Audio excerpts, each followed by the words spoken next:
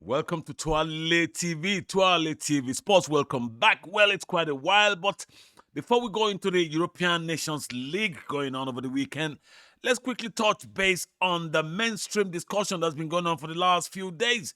Manchester United and Ten Hag.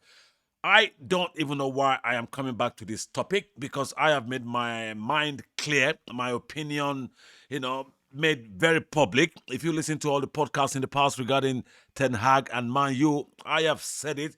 This is not the man that will take Man U to their glory days. It's been proven so many times. The guy's been in the job for about 2.5, 3 seasons now. Why he's still in the job, I do not understand. I don't have nothing against the guy, to be honest. But as a football person, I look at the history of Manchester United, especially since Alex Ferguson's departure. And Ten Hag is not the best situation. Okay, they're looking for the best combination of manager and their team to get the result on the pitch, but they haven't got it. And they keep believing in Ten Hag. They should have gotten rid of the guy at least over a year ago. But because of some of the ex-players and some pundits and all that, why they rate this guy, I could understand, okay? He won the Dutch League with Ajax twice, took Ajax to Champions League semi-final. So what? Is the Dutch League. His biggest achievement is taking them to Champions League semi-final. Well, look at that CV. You will say that's good enough to take on Man U's job. Fair enough. It's a good enough CV to be given a Manchester United's job. But what he has done in the last 3 years is just winning FA Cup and a League Cup. That's not Manchester United. It's the way he has handled all the scenarios that's happened around him. He hasn't got the charisma or the technical know-how to actually win this league.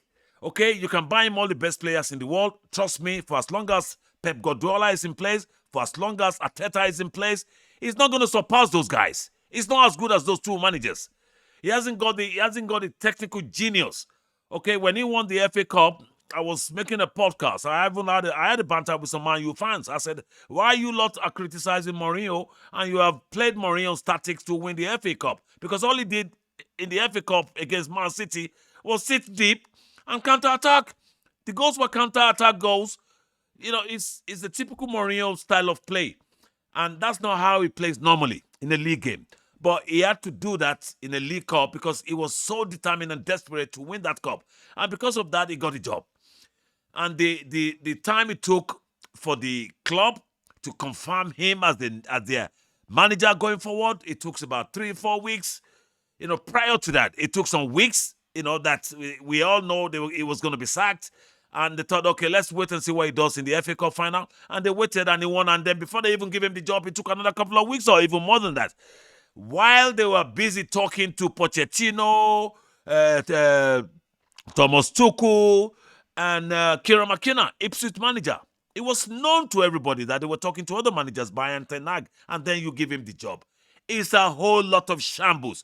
And I thought Man U have, come into a better light with the acquisition of 25% shares by Sir Jim Ratcliffe and his chums, and the appointment of Dan Ashworth, who I see as a genius. But when he was appointed, okay, I said, this guy has never done something like this. You are good, with your recruitment, ideology and genius from Brighton, from West Brom. You've done really well, Mr. Dan Ashworth. This is a different kettle of fish. Manchester United. The same way Ten Hag can get the picture. I suspect this is an accident waiting to happen. It's not going to end well for Man U and Ten Hag. It's obvious. And why this scream about all these 2 defeats and a win in the first 3 games of the season? Why people were shocked and surprised, it beggars belief, to be honest, because I see this coming and it's not going to get better. Okay? Last season, do you want to know Man U's record last season? They've got the worst of everything that could have happened to them throughout last season. Okay? They conceded 58 goals last season. They finished 8th place in the Premier League. That's the worst for them. They've never finished that low in the Premier League history. They've never considered 58 goals in Premier League history. 14 league defeats is never happened to them in Premier League history. -1 worst goal difference is never happened to them in Premier League history. And the average of 50.4% possession throughout the season is never happened to them in Premier League history. He's taking on all the worst records from Man U, and the excuse was there was a serious injury problem. Excuse me, if you're a top manager, okay, in a top club, whatever happens to your first 11, save us the nonsense. You've got the next 11. You've got the B team.